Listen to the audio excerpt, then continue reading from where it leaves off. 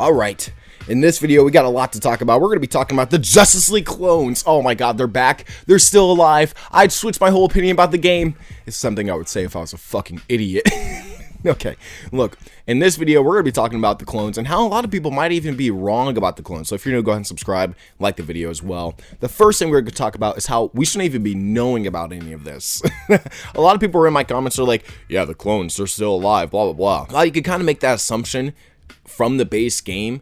I feel like if they said that they weren't posting any new content, this would have gone a very different direction. A lot of people would have despised the story. A lot more people would have despised the story as much as I do. But when you really look at it, we shouldn't even be knowing about these leaks. A lot of them don't even really. It's kind of sad because it kind of implicates that in many ways the Justice League's just going to come back as NPC characters, and that's kind of disappointing in many ways. I mean, I know many people will try to claim, like, I will say this. The backtracking is insane, bro. In my opinion, they wanted to make crazy rage bait deaths, and they didn't want to double down on it. They wanted to pull it back because they knew that the public would be like, fuck this. These deaths are obviously, I mean, it's kind of pathetic in many ways because these deaths are obviously not permanent. There's many deaths that you can do that feel like they're going to be permanent. And I hate people like this that are like, never let these niggas touch a comic book that does the same exact trope. Never let these niggas touch pussy or their whole fucking personality online falls apart at the seams because they realize how fucking glorious life is. Look, when you look at comic books, what are we talking about on Recon? Bro, Flash, when he sacrificed himself to the Anti-Monitor and came back 20 years later, that was a good death in return. That's how you fucking do it if we want to look at the comic books. How about Death of Superman? When Superman literally got mollywopped across the fucking metropolis and then somehow came back after having 4 other Superman come out and try to fucking replace him. Great storyline. And then you have Batman who gets his fucking lick back against Darkseid, like I said before, gets vaporized, sent back in time, and then comes back. That one was a little bit weird. But again, when we look at the comic books, at least a lot of these deaths, like Flash, Superman, Batman, all of them had some type of respect to them. They had some type of meaning to the story that they were trying to tell. And a lot of these deaths don't even have any meaning within the story that they're telling now for Suicide Squad. It's pathetic. There's no point in even caring about their deaths because we already know that they're going to come back. There's already, before the game even came out, there was already people saying, yeah, they come back in the DLC in Season 2 and Season 3. So these deaths were, from the beginning, just fucking pointless. Like, completely mean-spirited. They had no purpose outside of shocking the audience. And when you do a death like that, and then you bring them back, like, in the stupidest way imaginable, again, the way they're bringing them back, it sounds like Brainiac just brainwashed them. It doesn't sound like they cloned them, at least from what Flash and Green Lantern and Lois Lane are saying in this DLC leaks. Spoiler alert, if you don't want to be spoiled, if you give a fuck anymore. That's another point that I'm going to come into, too, if anybody gives a fuck. But when you look at the DLC, it's like, why did Waller bring us back? Flash says.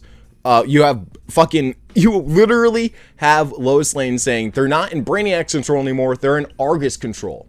And when you say that, all I can think is, oh, they're going to be NPCs in the Hall of Justice just standing around all willy-nilly like Aaron Cash. Their significance is going to be up there with Aaron Cash and all the NPCs in the fucking Hall of Justice. Like, are they going to be flying around doing shit? They're going to be saving the world with us? Or are they just going to be hanging back? And then I have people saying they're going to have a move list. I need people to explain. Someone that understands the leaks 100% better.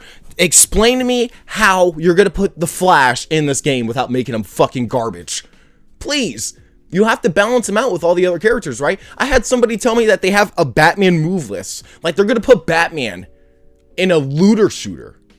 Or Superman in a looter shooter. One that limits your whole traversal with a couple of seconds of flying. Like, what are we talking about?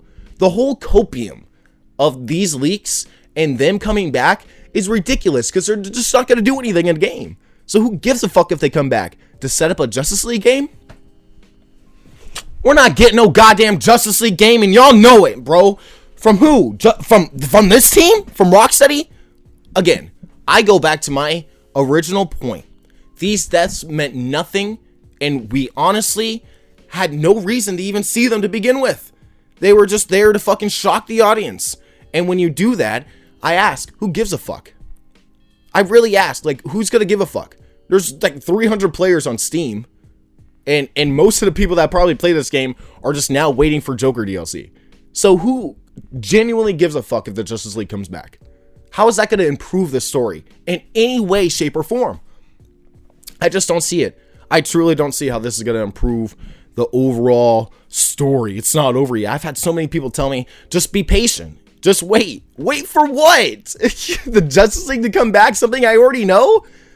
Come on now. It's such a ridiculous concept. I honestly think it's major copium from the fucking fan base. And it's honestly low-key pathetic that they are trying to get people's hopes up for this. As if they've done anything good so far with the game. Like, what? Alright. Morning rant is over. I don't think I'm going to get this out in the morning, but god damn it, I had to wake up and I had to fucking set shit straight. I was going to talk about the developer lying about Sefton Hill and Ian Bellin and Paul Dini apparently working on Suicide Squad. I didn't know that. The same people that wrote Arkham City also worked on Suicide Squad and Arkham Knight. I didn't know Paul Dini was also on that team. Very bizarre. And then all those 7 new writers that they have on Suicide Squad too. Very surprising. I didn't know that those guys also worked on Arkham Knight and, well, yeah, Arkham City too. I guess Amy Shaw and all those other people on Sweet Baby were also part of that 2011 team. Look, I know it's not the biggest lie, and it could be even a mistaken type of thing where he's like kind of just putting words together. He's trying to disprove a bunch of YouTubers all day, every day for the last couple of weeks. Very bizarre behavior from a developer, a former developer. But that's bullshit. That's all I gotta say. And maybe I'll talk about it in a video next time if you want to see it. So thank you so much for watching. I'll see you guys in my next one. Peace out.